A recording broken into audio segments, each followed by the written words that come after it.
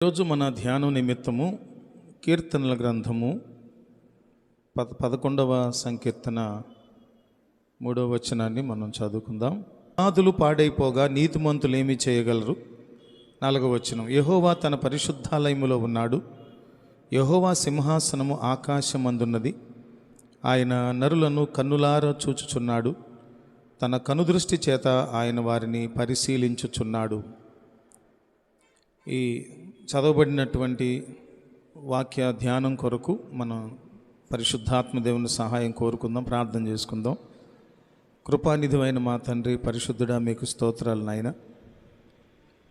మేము ఈరోజు నీ సన్నిధిలో సమకూడామంటే అది కేవలము మీరు మా ఎడల పొడిగించిన కృపకు నిదర్శనమైన ఆయుష్కాలం కనుక ప్రభువా, మేము మీరిచ్చిన జీవంతో మీ మాటల్ని ధ్యానిస్తూ మీలోనే ఎదిగి ఫలించి అభివృద్ధి పొందేటటువంటి బిడ్డలుగా సహాయం చేయమని ఈరోజు మాతో మాట్లాడనయ్యున్న సంగతి ద్వారా మాకు బుద్ధి హృదయము, జ్ఞాన హృదయము అనుగ్రహించినట్లు సహాయం చేయమని యేసయ్య నామములో వేడుకొనుచున్నాం తండ్రి, ఆమేన్.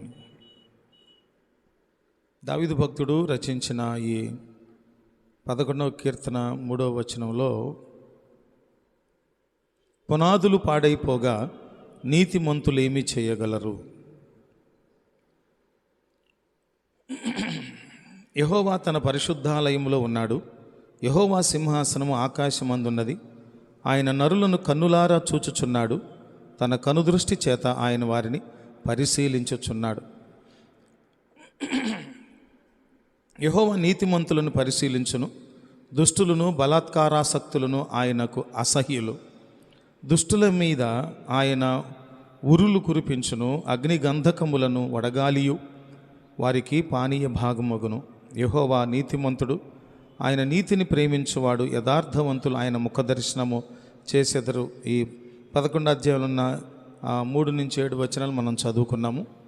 ఈరోజు మన ధ్యానాంశం ఏంటంటే, మన సంఘ పునాదులు, సహవాస పునాదులు ఏ విధంగా ఉన్నాయి? సంఘ పునాదులు అనే మాటకు వచ్చినప్పుడు ఇది ఒక నిర్మాణానికి సంబంధించినటువంటి కట్టడానికి సంబంధించినటువంటి విషయంగా మనకు అనిపిస్తూ ఉంది. పునాదులు అనగానే ఏమంటాం మనం? చెప్పండి, ఏం గుర్తొస్తాయి మనకు? పునాదులు అనగానే ఒక నిర్మాణానికి సంబంధించిన, నిర్మాణం బలంగా నిలబడటానికి కావలసినటువంటి భూమి మీద ఉండే ఆధారం, అది కూడా తూకానికి వచ్చేటట్లుగా టాపీ పని చేసేటటువంటి వారు, నిర్మాణాలు చేసేవారు, వారికి ఒక పాదరస మట్టం వేస్తారు. అది కానీ లేకపోతే ఇక గుండుతో తూకం వేయటం కానీ, ఇనప గుండుతో ఏదో చేస్తారు. ఏది చేసినప్పటికి కూడా వారు తలపెట్టిన నిర్మాణము ఎన్ని అంతస్తులు ఉంటే అన్ని అంతస్తులు నిలబడటానికి కావలసినటువంటి లోతైన పునాది, స్థిరమైన బలమైన పునాది, అదే ఏనుగు పాదాలే అంటారు వాటిని. పునాది వేసేటప్పుడు 10 నుంచి 12 అడుగులు లోతేస్తారు పునాది. అయితే ఈ పునాది అనే మాట మనం ధ్యానించిన ప్రతిసారి కూడా సహవాసపు ఆరంభ పరిచర్య ఎంత బలంగా ఉన్నది, సహవాసపు పునాది పరిచర్య ఎలా ఉన్నది. ఆది అపోస్తలుల పునాది మీద సంఘము కట్టబడినదా లేదా? ఇప్పుడు ఆ ఆది అపోస్తలుల పునాది మీద కట్టబడినటువంటి సంఘము బలంగా ఉందా, బలహీనంగా ఉందా అనేది దేని మీద ఆధారపడి ఉంటుందంటే, పునాది వేయబడినటువంటి ఆ బలమైన స్థితిని మీద ఆధారపడి ఈ పైన కట్టబడిన కట్టడం ఉంటుంది. అయితే 2వ పాదానికి వచ్చేసరికి ఏమంటున్నారంటే, పునాదులు పాడైపోగా నీతిమంతులేమీ చేయగలరు అంటున్నాడు. వెంటనే పునాది అంటే ఇది ఇంటికి సంబంధించిన పునాది కాదని, తర్వాత సంఘానికి, విశ్వాసులు నివసించే సంఘానికి సంబంధించిన ఒక నిర్మాణము, సంఘ నిర్మాణానికి చెందిన పునాది అని మనకు అర్థమవుతుంది. పునాది అనేటటువంటిది ఎప్పుడు కూడా ఎలా ఉండాలంటే, పైన నిర్మించబోయేటటువంటి వాటికి కావలసినటువంటి స్థిరత్వాన్ని, దృఢత్వాన్ని, బ్యాలెన్స్ని ఇచ్చేటటువంటిదిగా ఉండాలి ఖచ్చితంగా. అయితే పైన కడుతున్నటువంటి నిర్మాణాలు ఒకవేళ బలహీనంగా ఉంటూ వస్తే, ఒకవేళ పునాది గట్టిదైతే ఆ పైన కట్టేటటువంటి నిర్మాణాలు కొన్ని సర్దుబాట్లు చేసి అవసరమైతే పడగొట్టి మళ్ళా కట్టచ్చు. పునాది బలహీనమైతే, పునాది వీక్ అయితే పైన కట్టే వాటికి గ్యారంటీ లేదు. ఏమవుతాయి? పైన కట్టేవి కూలిపోతాయి, బలహీనం అయిపోతుంది. అందుకని మనందరం కూడా, అంటే సహవాస బాధ్యులైన వారందరూ కూడా, దైవజనుడు, దైవజనురాలు, ఇంకా సంఘ నిర్మాణానికి సంబంధించినటువంటి మూల స్తంభాలుగా ఉన్నటువంటి పెద్దలైన వారు, నాయకులైన వారు, ఉపనాయకులైన వారు ఎవరైతే ఉన్నారో వీరందరూ కూడా ప్రతిసారి కూడా పునాది బలహీనం అవుతుందేమో అని చాలా జాగ్రత్తగా పరిశీలన చేసుకుంటూ ఉండాలి. పునాది బలహీనంగా ఉండటం అంటే అర్థం ఏంటంటే, ఆది అపోస్తలుల పునాది మీద, సిద్ధాంతం మీద, పద్ధతి మీద నిర్మించబడిన సంఘము ఆ పునాది పద్ధతిని కోల్పోతుందేమో, పునాది విధానాన్ని కోల్పోతుందేమో అని మనము చాలా జాగ్రత్తగా గమనించుకోవాలి. ఏదైనా ఒక మేక్ కొట్టాలి, గోడకి ఫోటో తగిలించాలి, ఏదైనా పైన పని చేయాలన్నప్పుడు మనం కింద వేసుకునేటటువంటి, మనం ఆధారంగా వేసుకునేటటువంటిది అట్లా ఎక్కితే కూలిపోయి పడిపోయి మనం వేసుకొని ధైర్యంగా ఎక్కం. మంచి బలమైన చెక్క స్టూలు, 4 కాళ్ళు సరిగ్గా ఉన్నది ఎక్కుతాం. లేకపోతే ఎక్కేవాడికి భయమే, ఎక్కుతుంటే చూస్తున్న వాడికి భయమే, ఎక్కడ ఊడి పడిపోతారని. అందువల్ల పునాది గట్టిగా ఉండాలి. అందుకని పునాదులు పాడైపోతే నీతిమంతులు ఏమి చేయగలరంటే, ఏం చేయగలగాలి? నీతిమంతులు ఏం చేయాలి? పునాది పాడవుతుంటే పునాదిని పునర్నిర్మించడానికి ప్రయత్నించాలి. అంటే ఏంటి? మళ్ళా మొదలకు వెళ్ళాలి. అంటే మొదలకు వెళ్ళటం అంటే ఏంటంటే, ప్రక్షాళన అనేది ఎక్కడ లోపం జరిగిందో అక్కడి నుంచి మొదలవ్వాలి. సేవాపరమైన విషయాలలో మనం ఆలోచించినప్పుడు చాలాసార్లు పాపాన్ని ఖండించటం అనే పని దైవజనుడు చేయటం సంఘంలో చాలామందికి ఇష్టం ఉండదు.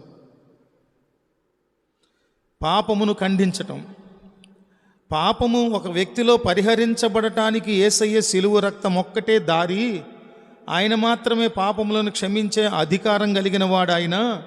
కనుక పాపులమని గుర్తించిన మీరు పాపములను క్షమించే ఆయన దగ్గరకు వచ్చి మీ దురభ్యాసాలను, దురలవాట్లను, చెడు నడతను, మీకు మాత్రమే తెలిసినటువంటి ఎవరు మమ్మలను చూడట్లేదు అనుకునే రహస్య పాపములను, వీటన్నిటినీ ఒప్పుకొని విడిచిపెట్టండి అయ్యా అని మనం బోధిస్తూ ఉంటే, అటువంటి బోధ మాకు ఇష్టం లేదు. మాకు అటువంటి బోధ వద్దు. మా పాపములో మేము ఉంటాము, అట్లానే మమ్మల్ని అలా ఉండనివ్వండి, కానీ మేము వస్తాము, మాకు కావలసింది చేస్తాము, సమయం ఉన్నప్పుడు వస్తాము, సమయం లేనప్పుడు రాము అని అనుకునేవారుంటే, అలా అనుకోవటము ఆది అపోస్తలుల పునాది కాదు. అలానే ఉండమని బోధించటము దైవజనులు, అది ఆది అపోస్తలుల పునాది కాదు. ఆది అపోస్తలులు ఏం చెప్పారు? ఇదిగో మన కొరకు సాక్షాత్తు దేవాది దేవుడే నరావతారిగా ఈ భూమి మీదకి వచ్చారు, మనందరిని విమోచించటానికి ఆయన తన రక్తం అనే క్రయధనాన్ని చెల్లించారు, విమోచించారు. నమ్మండి, విశ్వసించండి, పాపాలు ఒప్పుకోండి, బాప్తిస్మం పొందండి, పరిశుద్ధుల సమూహంలో చేర్చబడండి, తద్వారా ఆత్మఫలాలు, కృపావరాల చేత నింపబడి పరలోక రాజ్య వారసులు అవ్వండి. యేసయ్య రెండవ రాకడకు మీరందరూ కూడా పరిశుద్ధమైన అలంకారాలతో సిద్ధపడండి అని మనం చెప్పినప్పుడు, దానిని ఇష్టపడనటువంటి వారెవరైతే ఉంటారో, వారి ఇష్టాలకు లోబడిపోయిన సేవకులు ఎవరు ఉంటారో, ఇలా నేను వాళ్ళ ఇష్టం చొప్పున ఉండకపోతే ఇక ఈ సంఘంలో నన్ను ఉనికి ఉండదు, నన్ను ఉండనివ్వరని భయం వేసిన వాళ్ళు చచ్చినట్టు అటువంటి మెత్తేటటువంటి ప్రసంగాలు చేస్తారు. ప్రభు అలా చెప్పలా. పాపమును ఖండించాల్సిందే, పాపములు ఖండించాల్సిందే. పాపములోనే ఒక వ్యక్తి జోగుతూ ఉంటే అది ఎంత నష్టమో దాన్ని గుర్తు చేస్తున్నాం మనం, కానీ మాకు ఇటువంటి బోధ అక్కర్లేదు. అందుకని పునాదులు పాడైపోతున్నాయి. పునాదులు పాడైనప్పుడు నీతిమంతులు ఏం చేయాలి? ఆ పునాదులు పాడైన స్థితిని తిరిగి బాగు చేయాలి. బాగు చేయటానికి చేయవలసిన మొట్టమొదటి చర్య ఏంటంటే ప్రార్థన చేయాలి. ఏం చేయాలి చెప్పండి? ప్రార్థన చేయాలి. సహవాసంలో చంటి బిడ్డలు ఉంటారు, ఎదుగుతున్న బిడ్డలు ఉంటారు, యవ్వన కాలంలో ఉన్న బిడ్డలు ఉంటారు, వివాహితులు ఉంటారు, పెద్దలు ఉంటారు, వృద్ధులు ఉంటారు. అందరూ కూడా సమాంతరంగా ఆత్మీయంగా ఎదుగుతున్నారా లేదా అనే పరిశీలన సంఘ నాయకులైన వారు, దైవజనుడు నిరంతరం గమనించుకుంటూ ఉండాలి. అంతేకాకుండా దేవుని బలమైన తూర్పు గాలి అనగా పరిశుద్ధాత్మ శక్తితో నిండిన గాలి సంఘ ఆరాధనల మీద, సంఘ ఆరాధనలో అది బలంగా వీస్తున్నదా లేదా అనే ప్రతి సునిశ్చితమైన నిశ్చితమైన పరిశీలన ఖచ్చితంగా సంఘము ఆ సంఘం మీద కలిగి ఉండాలి. కుటుంబంలో ఆర్థిక వ్యవస్థ క్షీణిస్తున్నప్పుడు ఆ పరిస్థితులు అర్థమవుతాయా? యజమానులుగా ఉన్న వాళ్ళకి అర్థమవుతాయా? కుటుంబంలో ఎవరైనా జబ్బుతో జ్వరంతో ఉండి బాధపడుతుంటే అది అర్థమవుద్దా? అర్థం కాదా? ఇల్లు అశుద్ధంగా శుభ్రం లేకుండా ఉంటే అర్థమవుతుందా? బూజు పడితే అర్థమవుతుందా? చెదలు పట్టి చెక్కలను తలుపులను తినేస్తూ ఉంటే అర్థమవుతుందా? కానీ సంఘము క్షీణిస్తూ ఉంటే, పునాదులు పాడైపోతూ ఉంటే అర్థమవుతుందా? అర్థం కాదా? అర్థమవుతుంది. కానీ ఇటు తొంగి చూసుకోవట్లేదు. మన సంఘం వైపు మనం తొంగి చూసుకోవట్లా. ఇలా అన్నప్పుడు తటస్థంగానేమో బొటన వేలు చూపిస్తుంటే పైకి, ఒకవేళ ప్రజలకు చూపిస్తుంటే 3 వేలు మనకు చూపిస్తుందని అందరికీ చెప్తాం ఎప్పటి నుంచో. అంటే ఎక్కువ హెచ్చరిక, నిన్ను నువ్వు చూసుకో, నీ సంఘాన్ని నువ్వు చూసుకో అని. అందుకని ఈరోజు మనకు 15వ రోజు ప్రభువు ఇస్తున్న హెచ్చరిక ఏంటంటే, నీ సంఘపు పునాదులు ఎలా ఉన్నాయి, ఆ పునాదుల మీద కట్టబడుతున్న ప్రస్తుత ఆత్మీయ సంఘ స్థితి బలంగా ఉందా, దృఢంగా ఉందా? అది అటు ఇటుగా కట్టబడుతున్న గోడలు అటు ఇటు ఊగుతుంటే అర్థం ఏంటి? కింద పునాదులు ఏమైపోతున్నాయి? సరిగా నిర్మించబడని పునాదులని అర్థమవుతుంది. సహవాసానికి సంఘ బిడ్డలు ఆతృతతో, ప్రేమతో, ఆశతో దేవుని సన్నిధికి రాలేకపోతున్నారంటే కారణం ఏంటి? పునాదులేయో బలహీనంగా ఉన్నాయేమో పరీక్షించుకోవాలి. సేవకుడు పరీక్షించుకోవాలి, విశ్వాసులు పరీక్షించుకోవాలి. పెద్దలైన విశ్వాసులు, సంఘానికి నాయకులుగా ఉన్నటువంటి పెద్దలైన విశ్వాసులు, దైవజనుని హృదయాన్ని ఆవిష్కరించిన వారు, దైవజనుడు దేవుని చిత్తాన్ని, దేవుని సంకల్పాన్ని అర్థం చేసుకొని తనకు అర్థమైన దైవ చిత్తాన్ని సంఘ నాయకులైన వారికి అర్థమయ్యేటట్లుగా తెలియపరిచి అందరూ కలిసి ఏకాత్మతో సంఘ పునాది బలపరచబడి ఆ పైన కట్టబడేటటువంటి సంఘము స్థిరమైనదిగా, దృఢమైనదిగా ఉండేటట్లుగా చర్యలు తీసుకోవాలి. నీతిమంతులు ఏం చేయాలి చెప్పండి? సంఘ పునాదులు బలహీనమైతే, లేదా ఆ పునాదుల మీద కట్టబడుతున్నటువంటి సంఘము బలహీనమైతే ఏం చేయాలి? ప్రార్థన చేయాలి. వెంటనే ఆలోచించి తగినటువంటి చర్యలు చేయాలి. తగినటువంటి పరిష్కార చర్యలను చేపట్టాలి. లేకపోతే అది నెమ్మదిగా వెనుకబాటుతనంలోనికి వెళ్ళిపోయే అవకాశం లేకపోలేదు. అందుకని మనము ప్రార్థించవలసింది ఏంటంటే, క్రైస్తవ జీవితాలు క్రైస్తవ పునాది సిద్ధాంతం మీద ఆధారపడి బతికేటట్లుగా మన చర్యలు ఉండాలి, మన ప్రార్థన ఉండాలి, మన ప్రయత్నం ఉండాలి. మళ్ళా చెప్తున్నా నేను, సంఘములో ఉన్న విశ్వాసుల జీవితాలు దేవుడు ఏర్పరిచినటువంటి పునాది మీద, ఈ బండ మీద నా సంఘమును కట్టుదును. ఆ బండ మీద కట్టబడిన సంఘముగా ఉంటే అది స్ట్రాంగ్గా ఉంటుంది. పునాది ఇసుక మీద కట్టబడితే కుదరదు. పేతురు ఎలాంటి వాడుగా ఉంటే దేవుడు ఎలాంటి వానిగా చేశారు ఆయన్ని? ఎలా ఉన్నారు ఆయన? సైమన్గా ఉన్నటువంటి ఆయన్ని పీటర్గా చేశారు దేవుడు. అనగా ఇసుక వలె ఉండే వ్యక్తిత్వాన్ని దేవుడు బండవలే మార్చాడు, దృఢంగా మార్చాడు. పేతురు అనేటటువంటి ఆ పునాది మీద, లేకపోతే ఆది అపోస్తలుల పునాది మీద కట్టబడిన సంఘాలుగా ఉన్నప్పుడు మనకు ఆధారము దేవుడు వేసిన పునాది, దేవుడు వేసినటువంటి పునాది. అందుకే ఆయన బోధించినట్లుగా ఎవడునూ బోధించలేడు. ఆయనను మగ్దలేని మరియు పునరుత్థానం తర్వాత పిలిచినటువంటి పిలుపులో మనకు ఆయన బోధకుడు, రబ్బూని అని పిలిచింది, స్వరాన్ని గుర్తుపట్టి రబ్బూని అని పిలిచింది. అందుకని మనందరం కూడా ప్రార్థించవలసినటువంటి అంశాల్లో మొదటిది ఏంటంటే, అయ్యా, ఆది అపోస్తులుల పునాది మీద మా జీవితాలు కట్టబడాలి, అభివృద్ధి పొందాలి. బండ మీద కట్టబడినటువంటి సంఘము వలె, చర్చి వలె, నిర్మాణము వలె మా ఆత్మీయ జీవిత నిర్మాణం జరగాలి ప్రభువా అని మనము ప్రార్థించాలి. అబ్రహామును చూచినప్పుడు తన పిలుపుకు వెనుక, దేవుడు తనను పిలవక ముందు ఆయన ఏ స్థితిలో ఉన్నటువంటి వాడు? విగ్రహారాధనలో ఉన్నటువంటి వాడు. దేవుడు పిలిచిన వెంటనే దాన్ని వదిలిపెట్టేసి వచ్చేశాడు. వచ్చిన తర్వాత తనకు దేవుడు వేసిన పునాది, విశ్వాసం మీద వేసిన పునాది, ఆ విశ్వాసం మీద పునాది వేసుకున్నాడు ఆయన. ఒక్కొక్క మెట్టు వేసుకుంటూ విశ్వాసులకు తండ్రి వంటి వాడుగా ఒక దృఢమైన విశ్వాస పునాది అబ్రహాము దగ్గర మనకు ఏర్పడింది. నూతన నిబంధనలో పేతురు భక్తుని ఆ పరిశుద్ధాత్మ చేత నింపబడి బలపరచబడి ఉన్నటువంటి శిష్యుల జీవితాల్లోంచి, ఆది అపోస్తలుల జీవితాల్లోంచి మనము ఒక దృఢమైన బలమైన పునాది మీద నిలబడి ఉన్నాం. మనం అందరం కూడా కట్టబడుతూ ఉన్నాం. ఆ తర్వాత గమనించినప్పుడు,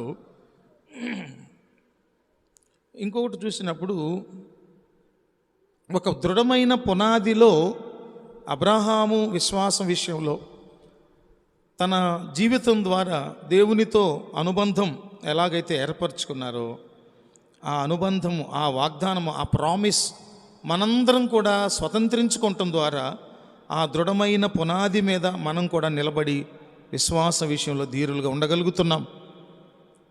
అందువల్ల ఈరోజు మన ప్రార్థనలో మనము ప్రభు సన్నిధిలో అడుగుదాం, ప్రభువా, ఆది అపోస్తలులైన వారు హతసాక్షులు అవటం ద్వారా మీ పునరుత్థానాన్ని చాలా ధైర్యంగా, త్యాగసహితంగా ప్రకటించినందువల్ల వారందరూ హతసాక్షులు అయిపోయారు. ప్రభువా, వారి దృఢమైన పునాది మీద మేము ప్రస్తుత విశ్వాస జీవితాన్ని కట్టుకొని ముందుకు వెళుతూ ఉండగా, మొట్టమొదట కుటుంబ సభ్యులలోంచి వచ్చే ఆటంకములను తొలగించండి. మా ఎదుగుదలకు మీరు వేసిన పునాది పైన మేము మా విశ్వాస జీవితాలను కట్టుకునే విషయంలో మొట్టమొదట కుటుంబము నాకు అడ్డుగా ఉంది. కుటుంబంలో నలుగురు ప్రోత్సహించే వాళ్ళు ఉంటారు, ఒకరు వెనకలాగేవారు ఉంటారు. కొందరు ప్రార్థనలు జరిపించుకో, మనల్ని ఇంట్లో ఫ్రీగా దేవుని సన్నిధిలో ప్రార్థన చేసుకునేవారు, మనల్ని ప్రార్థన చేసుకునేవారు కొంతమంది. తర్వాత కొంతమంది మనల్ని అభ్యంతరాలు పెట్టేవారు ఉంటారు ప్రార్థన విషయాల్లో. మన వ్యాపారాలు మనకు అడ్డు ప్రార్థనలో పాల్గొనటానికి, మన ఉద్యోగాలు మనకు అడ్డుగా మారిపోతున్నాయి. మనము చాలా మనకు ఇష్టమైన ముఖ్యమైన విషయాలు అనుకున్న వాటి కొరకు ఉద్యోగాలున్నా వ్యాపారాలున్నా ఖచ్చితంగా తగినంత సమయాన్ని కేటాయిస్తాం, వాటిలో ఏం మార్పు రాదు. కానీ దేవుని సన్నిధిలో సమయం గడపటం కొరకు సమయం కేటాయించే విషయంలో చాలా వెనకబడిపోయి ఉంటాం. ఆ విషయాల్లో మనం ప్రార్థన చేయాలి. ప్రభువా, వెనకబడిపోతున్నాం. వ్యక్తిగత ప్రార్థన, దేవునితో వ్యక్తిగతంగా గడిపే ప్రార్థన విషయంలో మనం దూరం అయిపోతున్నాం. ఆ విషయమే ప్రార్థన చేయాలి. సంఘపరమైనటువంటి బైబిల్ స్టడీలు, లేకపోతే శుక్రవారపు విజ్ఞాపన సమావేశాలు, రెండవ శనివారపు మిరకిల్ నైట్ లాంటి ప్రార్థనలు, సువార్త సభలు, ఆరాధనలు, వీటన్నిటినీ కూడా మనము డుమ్మా కొట్టేస్తున్నాం, యాబ్సెంట్ అయిపోతున్నాం రకరకాల కారణాల ద్వారా. ఆరాధనకు అటెండ్ కాకపోతే దేవుని పునరుత్థాన శక్తిని మనము పొందుకోవడానికి అవకాశం దొరకదు. ఇట్లాంటి పరిస్థితులన్నిటి కొరకు మనం ప్రార్థన చేయాలి. అదే సమయంలో మన స్ట్రక్చర్ కొరకు, అనగా మందిర సరిహద్దులు విశాలపరచబడాలి, సంఘ అవసరతలు తీర్చబడాలి. అనేక మంది దేవుని సన్నిధికి వచ్చి ఏకాత్మతో బలముతో సత్యముతో మన ప్రభువుని ఆరాధించాలి. వెనకబడుతున్నటువంటి వారందరి కొరకు మనం ప్రార్థన చేయాలి, ఫోన్లు చేయాలి, గృహ దర్శనాలు చేయాలి. అందువల్ల ఆది అపోస్తలుల పునాది మీద మనం కట్టబడాలి. మనము ఇక్కడ చదువుకున్నట్లుగా 3వ వచనంలో పాడైపోయినటువంటి పునాదుల మీద మనం ఉన్నామా, పాడైపోతున్న పునాదుల మీద మనం ఉన్నామా, దృఢమైన అపోస్తలుల ఆది అపోస్తలుల పునాది మీద కట్టబడినటువంటి సంఘాలుగా మనం ఉన్నామా? మనం నిలబడిన దావీదు భక్తుడు నా అడుగులు జారనివ్వకుండా నా పాదములను బండ మీద ఆయన ఏం చేశారు? స్థిరపరిచారు. సో మనలందరినీ కూడా ఆయన పునాది మీద మనల్ని నిలబెట్టి నడిపించినట్లుగా మనం ప్రార్థన చేసుకుందాం. అందుకనే ఎప్పటికప్పుడు కూడా మోషే భక్తుడు అన్నట్లు మా దినములను లెక్కించుటకు మాకు నేర్పమనే చోట మన యొక్క ఆత్మీయ ఎదుగుదలలో మనము ప్రగతిలో ఉన్నామా, వెనుకబాటుతనంలో ఉన్నామా అని మనం పరీక్షించుకుంటూ సంఘ అభివృద్ధి కొరకు కూర్చొని పెద్దలైన వారు, నాయకులైన వారు, బాధ్యులైన వారు, బాధ్యత కలిగిన వారు చక్కగా కూర్చొని ప్రతి విషయాన్ని గురించి కూలంకషంగా చర్చించుకొని అభివృద్ధిదాయకమైనటువంటి విధానంలో ప్రతి బిడ్డను సమీపించటం, వారి కష్టాలను గురించి పరామర్శించటం, వారికి ఫోన్లు చేయటం, వారిని పట్టించుకోవటం, దైవజనుడే కాదు విశ్వాసులు తోటి విశ్వాసుల ఎడల భారం కలిగి పరిచర్యలో ఉండాలని ప్రభుపేట మనవి చేస్తూ మనందరం ఈరోజు మన సంఘ అవసరతల కొరకు, సహవాస సరిహద్దుల విషయాలు పరచబట్టం కొరకు, అన్ని వయస్కుల వారు దీవించబట్టం కోసం, వ్యక్తిగత ప్రార్థనా జీవితం ఎదగటం కోసం, సంఘంలో భౌతికమైన అక్కరలు కూడా తద్వారా నెరవేర్చబడునట్లు, స్వస్థతలు, అద్భుత కార్యాలు, ఆశ్చర్య కార్యాలు జరుగునట్లు, కుటుంబాలుగా గత పూర్వపు దారిద్ర్యపు పేద పరిస్థితులను దాటి అధిగమించి ఆర్థికంగా కూడా గొప్ప అభివృద్ధిలోకి ఎదిగే వారిగా కూడా ఉండాలని మనం ప్రార్థన చేద్దాం. అన్నిటికంటే ముఖ్యంగా పరిశుద్ధ అలంకారాలతో ప్రభు వారిని ఎదుర్కోగలిగిన ఆత్మీయ బలం మనలో కలిగేటట్లు, ఇంకా సహవాసంలో రక్షింపబడకుండా దుర్వ్యసనాలను దురభ్యాసాలను విడిచిపెట్టకుండా లోకములోనే పాపములోనే వ్యసనంలోనే జోగుతున్నటువంటి వారు వాక్యం ద్వారా పట్టబడి గుచ్చబడి దేవుని సన్నిధికి వచ్చి పశ్చాత్తాప ప్రార్థన ద్వారా రక్షణానుభవంలోనికి వచ్చినట్లు మనం ప్రార్థన చేద్దాం. ప్రార్థన చేసుకుందాం. కృప కలిగిన మా ప్రభువా, పునాదులు పాడైపోకుండా దృఢమైన పునాది మీద కట్టబడినటువంటి వారుగా, ఆది అపోస్తలుల పునాది మీద కట్టబడిన సంఘముగా, బండ మీద కట్టబడిన సంఘముగా, గృహముగా మా జీవితాలు, మా హృదయాలు, మా సంఘాలు ఉండాలని మీరు రెండవ రాకలలో వచ్చినప్పుడు మిమ్మల్ని మేమందరం కూడా ఎదిగిన వారిగా, పరిశుద్ధతలో అభివృద్ధి పొందిన వారుగా, నీ సారూప్యతలకు మార్చబడిన బిడ్డలుగా మేము ఉండునట్లు మీరే తగిన సహాయమును, ఆత్మ సహాయమును మాకు అనుగ్రహించమని యేసయ్య గొప్ప నామంలో ప్రార్థించి స్తుతించి వేడుకొనుచూ ఉన్నాము తండ్రి. ఆమేన్, ఆమేన్.